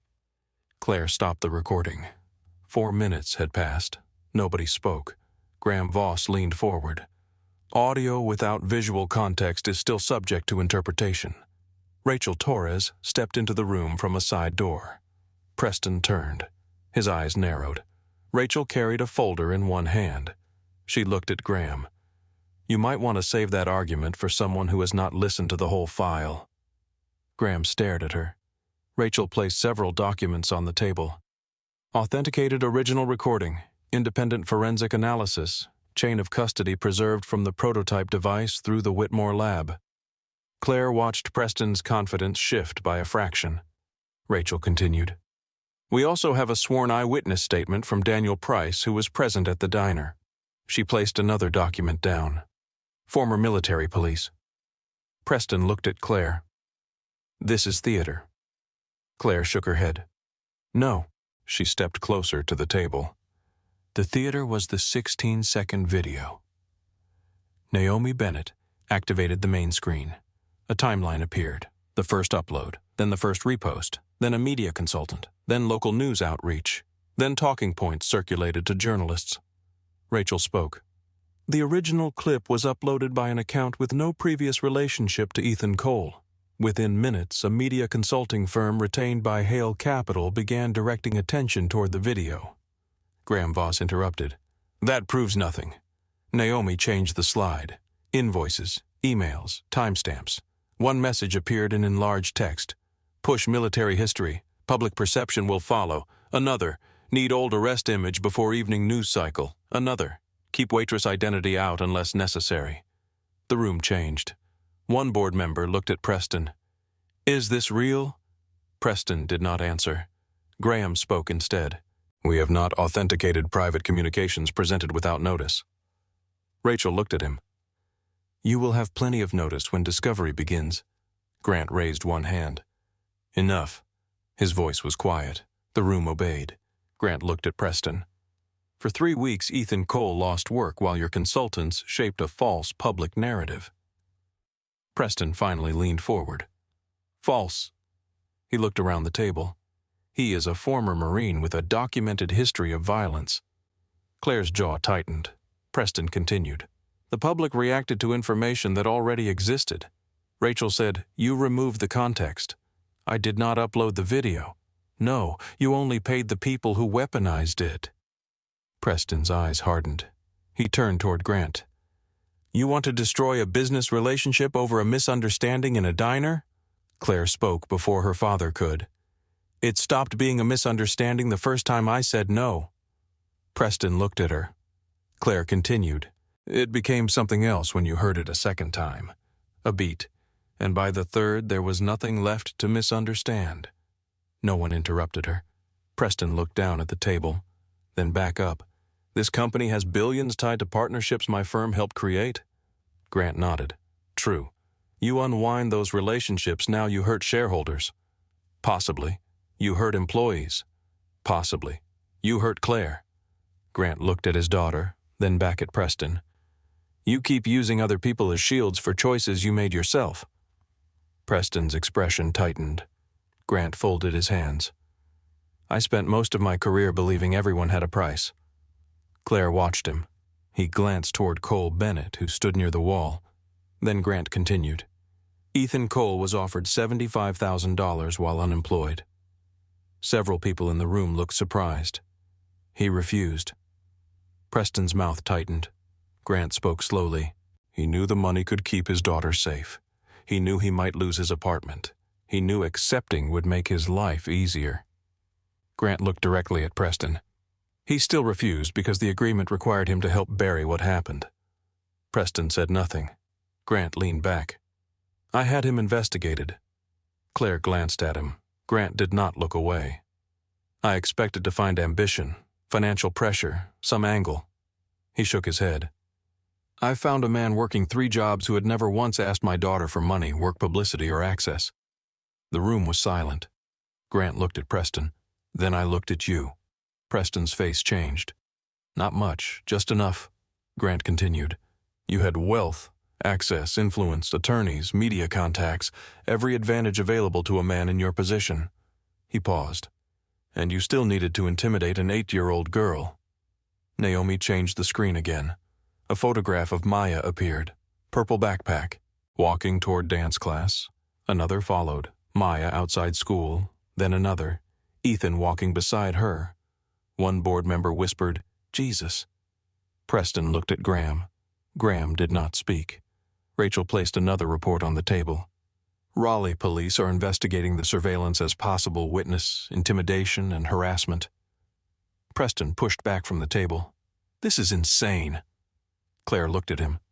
No. He stood. You think you can erase my firm because of one bad night? Claire remained seated. No. He stared at her. She continued. This is not about erasing you. A beat. This is about refusing to protect you. Grant opened the final folder. Hale Capital's board partnership with Whitmore Systems is suspended effective immediately pending formal review. Preston laughed once. You do not have the votes. Grant looked around the table. One by one, hands rose.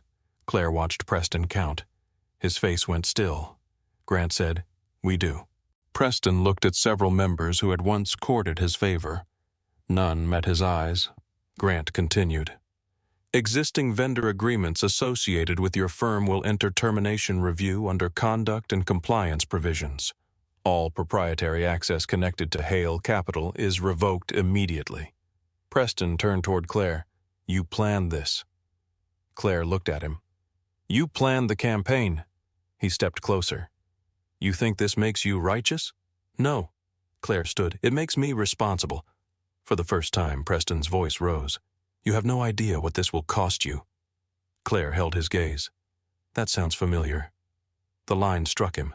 He knew exactly where it came from. The diner. His threat to Ethan. The conference room doors opened. 2 Raleigh detectives entered with an attorney from the district attorney's office. Preston looked toward them, then at Grant, then Claire. Graham Voss stood quickly. What is this? One detective approached. Preston Hale. Graham stepped between them. My client will cooperate through counsel. The detective nodded. That is his right. He produced documents. We have warrants related to the ongoing investigation into harassment, intimidation of witnesses, unlawful surveillance, and evidence connected to the Bluebird incident. The arrest did not happen like it did in movies. Nobody shouted. Nobody slammed Preston against the table. The detective simply asked him to turn around. For several seconds, Preston did not move. He looked around the boardroom. Men and women who once returned his calls within minutes now watched him in silence. He looked at Grant. Nothing. Then Claire. She did not smile. That seemed to bother him more. Finally he turned. The detective secured his wrists. Preston Hale left the boardroom through the same doors he had entered less than an hour earlier. Only now nobody stood to greet him. That afternoon, cameras gathered outside the Wake County Courthouse. Rachel stood at a podium. Claire stood beside her. Melissa Grant stood on Claire's other side. Daniel Price remained slightly behind them. Reporters shouted questions. Rachel waited until the noise settled. Then she spoke. Several weeks ago, the public was shown 16 seconds of a confrontation. She placed one hand on the podium. Today we are releasing the complete authenticated audio through proper legal channels. Claire stepped forward when Rachel finished. Flashes exploded across the courtyard. Claire looked directly into the cameras. My name is Claire Whitmore. She paused. At the Bluebird Diner, I was working under the name Callie Brooks. Questions erupted again. Claire continued anyway. Ethan Cole did not know who I was. The crowd quieted. He did not know my company. He did not know my family. He did not know my title. Claire thought of Ethan setting his keys down beside cold coffee. He saw a woman ask someone to let go. A beat. And he believed that was enough. Across Raleigh, Ethan watched from his couch. Maya sat beside him with a science fair ribbon pinned crookedly to her shirt. Her volcano project had won second place. Ethan had made it to the presentation. Barely. Maya pointed at the television. She's really the CEO. Ethan nodded. Apparently. You didn't know? No. Maya looked at him suspiciously. Not even a little. Not even a little. On television, Claire continued speaking. The story told about Ethan was false. He did not launch an unprovoked attack. He intervened after repeated refusals were ignored. Reporters wrote furiously. Claire looked down for a moment, then back up. Ethan lost work because he protected me. Her voice tightened. His daughter was photographed. His past was used against him. His service and treatment were turned into weapons. Ethan reached for the remote. Maya caught his hand. Don't. He looked at her. Why? I want to hear. He let go. Claire finished. I cannot undo what happened to him. A pause. But I can make sure the truth is not quieter than the lie. Ethan looked away from the screen. Within hours, the headlines changed. Full audio clears veteran in diner confrontation. Whitmore CEO reveals she was waitress in viral incident. Questions grow around Hale Capital Media campaign. Companies that had suspended Ethan began calling.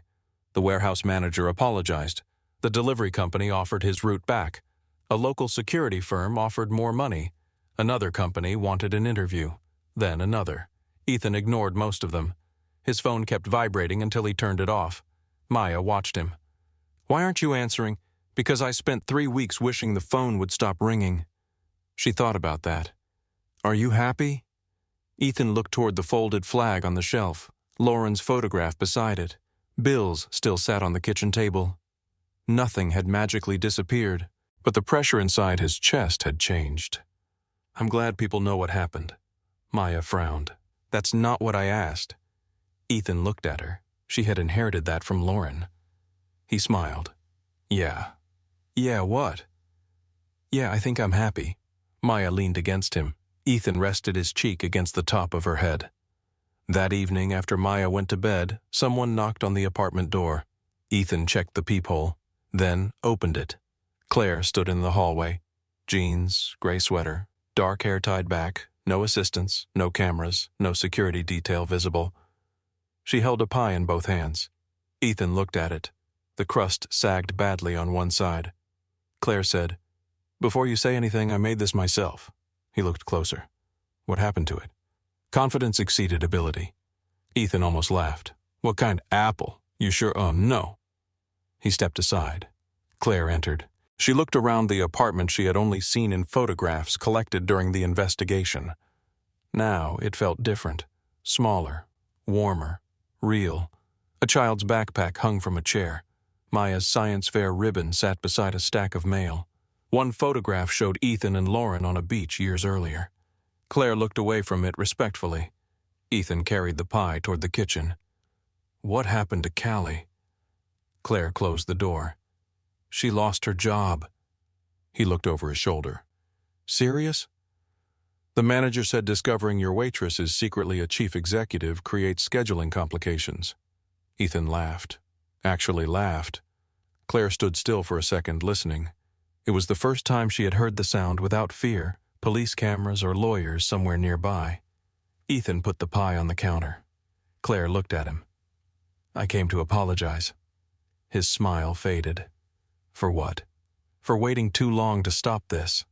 Ethan leaned against the counter. You didn't start it. I had resources. So did Preston. That is different. Why? Because I could have done more. Ethan considered her. Claire looked down at her hands. I thought I could help quietly. I called Rachel. I let Naomi work the media side. I stayed behind walls because that is how I have always solved problems. She looked at him. Meanwhile, you were losing your life one piece at a time. Ethan was quiet. Then he said, Claire. It was the first time he had used her real name. She noticed. He continued, You got me the lawyer. That wasn't enough? No. He nodded toward the television. But you stood there today. Claire's eyes held his. I should have done it sooner. Maybe. She blinked, surprised by his honesty. Ethan continued. But that part belongs to you. He opened a kitchen drawer and took out a knife. Claire stared at him. You're cutting that. It's pie. It may be structural material. We'll find out. She laughed. Ethan cut through the crooked crust. From the hallway, a bedroom door opened. Maya appeared in pajamas, hair tangled around her face. She stopped. Her eyes widened. She looked at Claire, then at the pie, then at Ethan. You're the waitress. Claire smiled. I used to be. Maya stepped closer. And the CEO. Still that. Maya studied her carefully, then asked, Which one are you really? Claire did not answer immediately. Ethan looked at her. The question was simple. The answer was not. Claire smiled softly. I'm still working on that. Maya nodded. Dad does that too. Ethan closed his eyes. Maya. What? Claire laughed again, For the first time in weeks, the apartment did not feel like the place where Ethan had waited for something else to go wrong. It sounded like three people standing in a kitchen after midnight trying a terrible pie and discovering there was still room in the world for something ordinary. The pie was terrible. Maya took one bite, chewed with the seriousness of a food critic, then looked at Claire. "Did you follow a recipe?" Claire lowered her fork. "Mostly." "What does mostly mean?" Ethan leaned against the kitchen counter, trying not to laugh. Claire pointed at him. "Your father has had 2 pieces. Maya looked at Ethan. "You eat gas station sandwiches." "That is not relevant." "It is very relevant." Claire laughed so hard she had to put her fork down. For a few minutes, nobody talked about Preston. Nobody talked about police reports, lost jobs, reporters, board meetings, or lawsuits. They argued about cinnamon. Maya explained why second place at the science fair was technically better because the first place winner had used his father's power tools. Ethan washed 3 plates while Claire dried them. It was ordinary. That was what made it feel unusual. Claire had spent most of her adult life in rooms designed to impress people. Private dining rooms, hotel suites, executive lounges, homes where no one knew where the cleaning supplies were kept because someone else always handled them. Ethan's apartment was smaller than her office. The refrigerator made a strange clicking noise every few minutes. A cabinet door did not close properly. There were crayons in a coffee mug because Maya had apparently decided cups were inefficient. Nothing matched. Nothing was curated. Claire felt more comfortable there than she had expected. Maya yawned.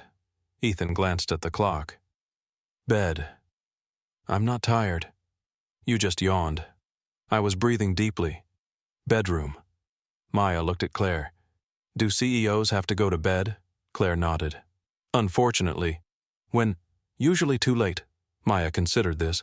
"Sounds like Dad." Ethan pointed toward the hallway. "Go." Maya walked away dramatically. At the doorway, she turned. "Good night, Claire." "Good night." Maya hesitated. "I'm glad Dad helped you." Claire's expression softened. "So am I." Maya disappeared down the hall. A moment later, Ethan heard the bedroom door close. Claire stood at the sink holding a dish towel. "You have a remarkable daughter." "She gets that from her mother." The sentence came naturally. Claire looked toward the photograph on the shelf. "Lauren?" Ethan nodded. He dried his hands. For several seconds, he said nothing. Claire did not fill the silence. That mattered. People often became uncomfortable when Ethan mentioned Lauren. They rushed to say they were sorry, or changed the subject, or spoke about moving on as though grief were a road he had failed to finish driving. Claire simply waited. Ethan looked at the photograph. "She would have liked you." Claire looked surprised. "You barely know me." "She liked difficult people." Claire smiled. That sounded almost nice. It was. She folded the towel. Ethan looked at her. "Thank you for coming." "I almost didn't." "Why?" Claire glanced toward Maya's room. "Because I didn't know whether coming here was another version of me trying to fix something. And now I think I just wanted to see you." The words settled between them. Ethan looked down for a second, then back at her. There was no dramatic movement, no kiss, not yet. He simply nodded. "I'm glad you did." 2 days later, Ethan received a call from Grant Whitmore. Not Claire, Grant. The invitation was simple. "Come to the house." Ethan nearly refused. Rachel convinced him to go. "Rich men are easier to understand in their natural habitat," she said. Grant's home sat outside Chapel Hill on a wooded property with more security cameras than Ethan's old Marine base. Cole Bennett met him at the entrance. "No press." "Good. No lawyers." "Better." "No surprises." Ethan looked at him. "That one I don't believe." Cole smiled slightly. "Fair." Grant waited in a private study. Claire was there too. Ethan noticed a folder on the desk before anyone said hello. He stopped. "If that is money, I am leaving." Grant looked at Claire. Claire tried not to smile. Grant gestured toward a chair. "It is not money." Ethan remained standing. Grant rose. "I owe you an apology." That got Ethan's attention. Grant continued. "I had Cole investigate you." "I know. I assumed you had an angle." "I know that too." Grant looked slightly irritated. "Does everyone tell you everything?" "No, you are just predictable." Claire covered a laugh. Grant looked at her. This is serious. I know. He turned back to Ethan. I was wrong. The room became quiet. Grant Whitmore did not look like a man who enjoyed saying those words. Ethan respected him more for saying them anyway. You do not owe me anything, Ethan said. Grant nodded. I agree. He slid the folder across the desk. That is why this is not compensation. Ethan looked at Claire. She said, Open it. Inside was a job description. Director of Workplace Response and Safety Training, Whitmore Systems. Ethan read the title again. Then the responsibilities: crisis intervention, security education, threat recognition, de-escalation, emergency response, training standards for managers and frontline employees. He turned another page. Salary, benefits, flexible scheduling, education support. Ethan closed the folder. No. Claire blinked. Grant leaned back. You did not finish. I finished enough. Claire frowned. Ethan, I am not taking a job because I happened to be in a diner when your investor got drunk. Claire stepped closer. You think that is why I am offering it? Yes. Then you did not finish. She reopened the folder. Behind the offer letter were several pages Ethan had not read. A proposed program, training objectives, certification requirements, evaluation periods, a 90-day review. Claire pointed to the first page. This program existed before the diner. Ethan looked at her. The technology did. The training side did not. She continued. I spent 3 months watching workers deal with things our executives thought could be solved with software. She glanced at Grant. It cannot. Grant nodded reluctantly. Claire looked back at Ethan. We need people who understand what happens before security arrives. Ethan said nothing. People who know how to recognize when tension is turning dangerous. People who know the difference between intervention and escalation. She paused. And people who can teach managers that courage is not the same thing as fighting. Ethan looked at Cole. Cole spoke. I reviewed the role, and you are qualified. Ethan almost smiled. You investigated me for Grant. Very thoroughly. That is supposed to help. Cole's expression remained calm. It means I know exactly what training you have. Ethan looked down at the folder again. Claire's voice softened. This is not charity. He looked at her. It is work, Grant added. And if you are bad at it, we fire you. Ethan looked at him. Grant shrugged. You wanted honesty. For the first time, Ethan smiled. Can I think about it? Claire nodded. As long as you need. That Sunday, Ethan drove to Oakwood Cemetery. He came alone. The morning was cool and clear. He parked beneath a line of oak trees and walked toward Lauren's grave carrying a small bundle of daisies. She had hated roses. Too obvious, she used to say. He sat on the grass. For a while, he said nothing. He cleaned a few leaves from the stone. Then he looked at her name, Lauren Marie Cole, beloved wife and mother. Ethan exhaled slowly. Maya got second place. A breeze moved through the trees. She says she was robbed. He smiled. You would agree with her. His fingers rested against the edge of the headstone. I got offered a job. He looked down. A real one. Silence. Ethan swallowed. I think I want it. The admission felt bigger than it should have. He had spent years thinking survival was enough. Work, bills, school pickups, dinner, sleep, repeat. Purpose had become something he did not allow himself to want. He looked at Lauren's name. There's someone... The words caught in his throat. He laughed quietly at himself. I don't even know what that means yet. He rubbed his face. Her name is Claire. A long pause. She is complicated. Another small smile. You would probably like that. His expression changed. I kept thinking if I let my life become good again, somehow that meant I was leaving you behind. His eyes burned. He did not fight it. But Maya is growing up. He placed his palm against the stone. And I think I am tired of teaching her that surviving is the same thing as living. Ethan sat there until the wind grew colder.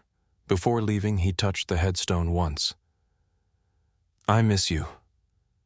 Then he stood.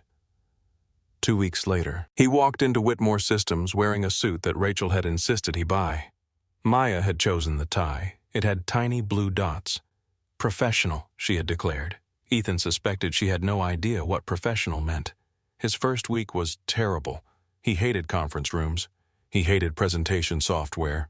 He hated corporate phrases like alignment and stakeholder pathway. Claire discovered this during his second meeting when an executive used the phrase leverage cross-functional synergy. Ethan raised his hand. The executive stopped. Yes? What does that mean? Silence. Claire looked down at her notebook to hide her smile. The executive tried again. We want to optimize communication across teams. Ethan nodded. Then say that. By the end of the month, half the department loved him. The other half was afraid to use unnecessary vocabulary when he was present. The first official training session took place at the Bluebird. Ethan chose the location. The diner owner moved tables against the wall. Managers from restaurants, warehouses, hospitals, and distribution companies filled the room. Jenna sat near the counter. Daniel Price came with his daughter. Melissa sat 2 rows behind him. Even the cook stepped out of the kitchen. Ethan stood beside booth 7. For a second, he remembered Preston's hand around Claire's wrist. The silence. The people looking away. Then he faced the room. Most people think intervention begins when somebody gets physical. He shook his head.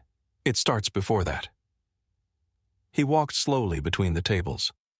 It starts when you notice somebody becoming uncomfortable. He pointed toward the front door. You create distance. Toward the phone. You get help. Toward the register. You make sure someone documents what happened. Then he looked around the room. You do not need to be a Marine. Daniel lowered his eyes. You do not need to be the strongest person in the room. Ethan paused. You just have to decide that somebody else's safety matters enough for you to stop pretending you did not see it. After the session, Daniel approached him. I still think about that night. Ethan packed training materials into a box. So do I. Daniel looked toward booth 7. I should have moved. Ethan closed the box. You did eventually. Not soon enough. Maybe. Daniel looked at him. Ethan continued. But you cannot change the moment you stayed seated. He picked up the box. You can change the next one. Daniel nodded. Across the diner, Claire watched them. She had not been part of the training. That was Ethan's space. She had simply come to listen. When everyone left, she helped him stack chairs. You are surprisingly good at this. Ethan looked at her. Surprisingly? I meant that positively. You should work on that. I am a CEO. Feedback usually gets filtered. Not anymore. Claire smiled.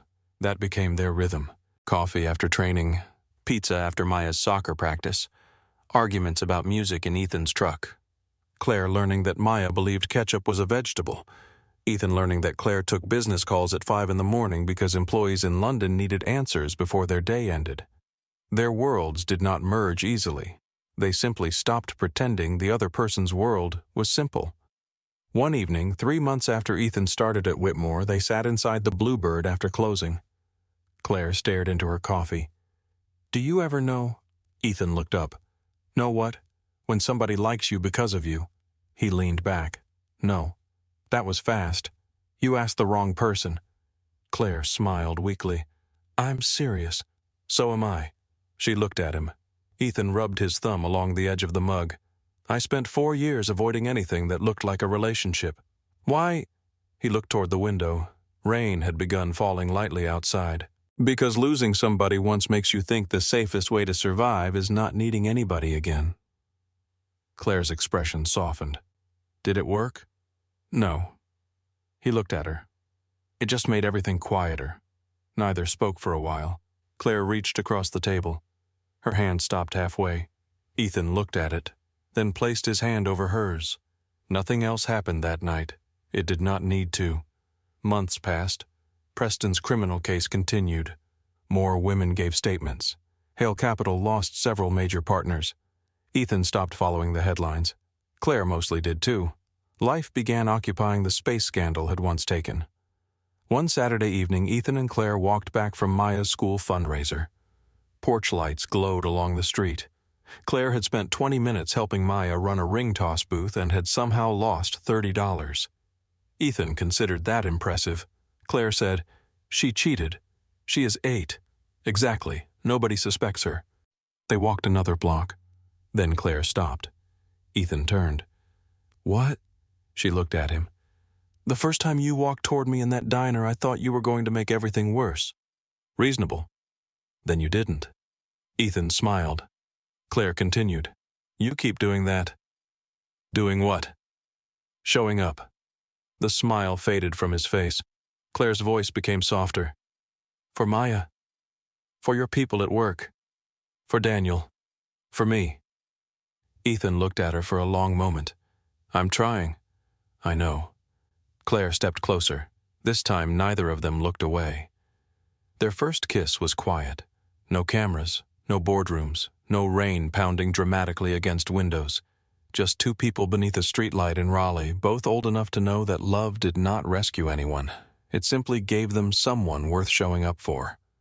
1 year after the night at the Bluebird, Ethan stood in Dorothea Dix Park with both hands raised. Maya eyes forward. I am looking forward. You are looking at me. Because you are yelling. I am coaching. Claire stood beside him holding 2 coffees. You are definitely yelling. Ethan ignored her. Maya wobbled on the bicycle. Do not let go. I'm not holding you. Maya looked back. Her eyes widened. Ethan was 20 feet away.